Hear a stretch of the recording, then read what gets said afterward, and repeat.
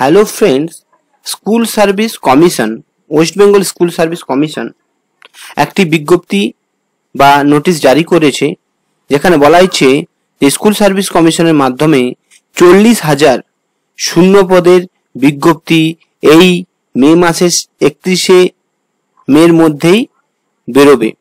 তো এই হচ্ছে তার পেপারের নোটিশ বা বিজ্ঞপ্তি। তো এখানে কি বলা হয়েছে আমরা একটু দেখে নিই। লেখা আছে, স্কুল সার্ভিস কমিশনের মাধ্যমে নবম দশম ও একাদশ দ্বাদশ শ্রেণীর শিক্ষক শিক্ষিকা পদের বিজ্ঞপ্তি 31শে মের মধ্যে বের করতে হবে। কে বলেছে? না, সুপ্রিম কোর্ট জানিয়ে দিয়েছে ওয়েস্ট বেঙ্গল সরকারকে।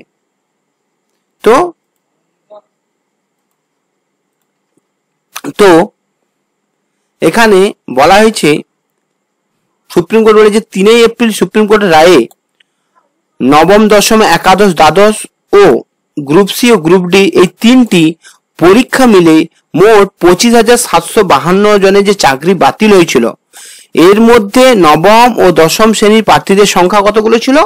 না, 12,905টি। একাদশ ও দ্বাদশ শ্রেণীর প্রার্থীর সংখ্যা ছিল 5,712টি ও গ্রুপ সি পদের জন্য 2,067টি এবং গ্রুপ ডি পদের জন্য 3,956টি পদের বাতিল হয়েছিল। তো সেই যে 25,752টি পদ বাতিল হয়েছিল, তার জন্য ওই যে শিক্ষক বা শিক্ষিকা এদেরকে পুনরায় রিকোয়ারমেন্ট বা তাদের যে যোগ্যতা বিচারের জন্য স্কুল সার্ভিস কমিশন আবার একটি পরীক্ষা নিতে চলেছে, যেখানে অলরেডি 26,000 যে বাতিল হয়েছে তাদের কিন্তু ভ্যাকেন্সি থাকছে, সাথে কিছু ভ্যাকেন্সি মানে আপনার 18,000 নতুন ভ্যাকেন্সি, মানে নতুন যারা ফ্রেশার্স তারাও কিন্তু 18,000 ভ্যাকেন্সি মানে শূন্য পদ বেরোবে। তার যারা ফ্রেশার্স তারা কিন্তু এই শূন্য পদ, যে 18,000 শূন্য পদ আছে, সেটার জন্য কিন্তু অ্যাপ্লাই করতে পারবে। তো পরে আমি এটা দেখে নিচ্ছি।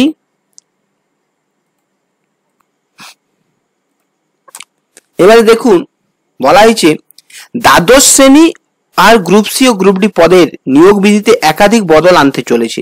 এই যে শিক্ষকদের বাতিল মানে চাকরি বাতিল হয়েছে, তাদের সাথে কিন্তু নতুন রিকোয়ারমেন্ট মানে নতুন 18,000 ভ্যাকেন্সি মানে 18,000 ভ্যাকেন্সির জন্য ফ্রেশার্সদের জন্য সুযোগ দেওয়া হবে।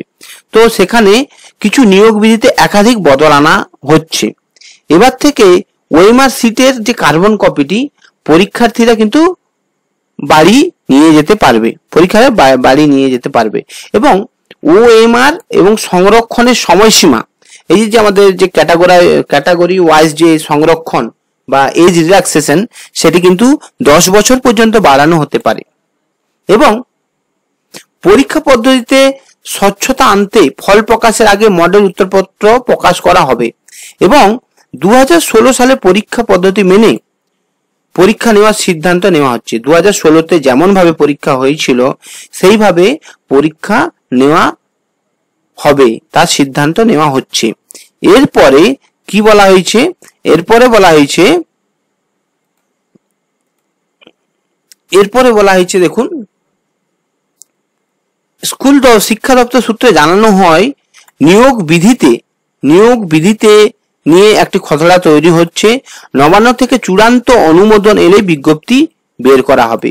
মানে এটা একটা ডিসিশন নেওয়া হয়েছে, কিন্তু নবান্ন থেকে যদি অনুমতি পায় তাহলে কিন্তু এই যে ভ্যাকেন্সি 40,000 ভ্যাকেন্সি, সেটার বিজ্ঞপ্তি কিন্তু প্রকাশ করবে।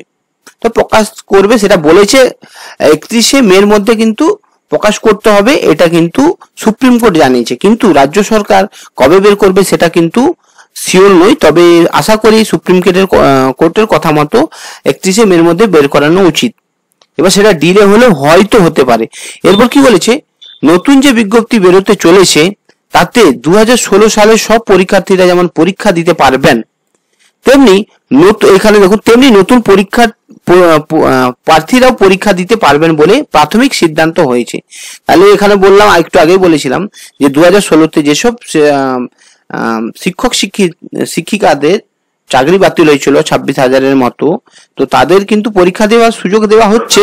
সাথে নতুন কিছু ভ্যাকেন্সি 18,000-এর মতো শূন্য পদের জন্য ফ্রেশারদের পরীক্ষা দেওয়ার অনুমতি বা সিদ্ধান্ত কথা বলা হয়েছে।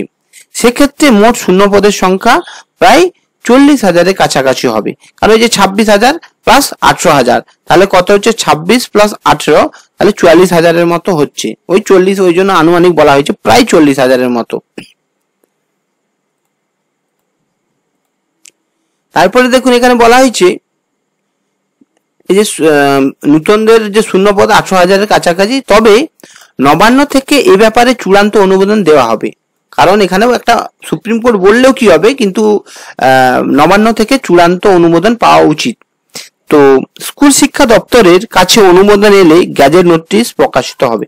তাহলে স্কুল শিক্ষা দপ্তর বা নবান্ন থেকে যদি অনুমোদন পায় তাহলে কিন্তু গ্যাজেট নোটিফিকেশন প্রকাশ হবে। তারপর স্কুল সার্ভিস কমিশন তার ভিত্তিতে নতুন বিজ্ঞপ্তি বের করবে এবং পরীক্ষা পদ্ধতিতে কিছু বদল হলেও হয়তো হতে পারে, কিন্তু নতুন শূন্যপদ পূরণের জন্য নতুন প্রার্থীদের জন্য বিজ্ঞপ্তি একই সঙ্গে বেরোতেও পারে, আবার নাও বেরোতে পারে। ওই যে বলা হয়েছে যেহেতু 40,000 মানে 26,000 বাতিল শিক্ষক শিক্ষিকা, সাথে 18,000 যে আবার যারা ফ্রেশার্স তারাও কিন্তু বসতে পারবে। তো সেটা এখানে বলা হয়েছে যে একসাথে পরীক্ষা নাও হতে পারে, কারণ নতুন যে 18,000 যে ফ্রেশার্স আছে এদের কিন্তু একটু মানে কিছুটা পরে পরীক্ষা নেওয়া হতে পারে। অন্যদিকে চাকরিহারা শিক্ষক শিক্ষিকাদের যে বক্তব্য, তারা যোগ্যতার ভিত্তিতে চাকরি পেয়েছেন, মানে যাদের চাকরি গিয়েছে তো তারা ওনারা বলছেন যে যেহেতু যোগ্যতার ভিত্তিতে ওনারা চাকরি পেয়েছেন, তো ওনারা কিন্তু আর পরীক্ষা দেবেন না, তো তাদের চাকরি ফিরিয়ে দিতে হবে। কিভাবে তারা চাকরি স্থায়ীভাবে ফেরানো হবে তা নিয়ে সরকার ঠিক করতে হবে। তাহলে ওনারা অ্যাকচুয়ালি ঠিকই বলেছেন, কারণ তখনকার যে কম্পিটিশন ছিল, তো ওই কম্পিটিশনের মাধ্যমে ওনারা হচ্ছে 100% এফোর্ট দিয়ে জবটা পেয়েছিলেন। কিন্তু এখন যদি ওনাদেরকে এক্সাম দিয়ে চাকরি পেতে হয় তো খুবই তাদের মানে ওনাদের পক্ষে প্রচুর সমস্যাজনক হয়ে দাঁড়াবে, কারণ সিলেবাস চেঞ্জ হয়েছে, সাথে বয়স বাড়ার সাথে সাথে শরীরের যে এনার্জি সেটাও ল্যাগ হয়ে যায়।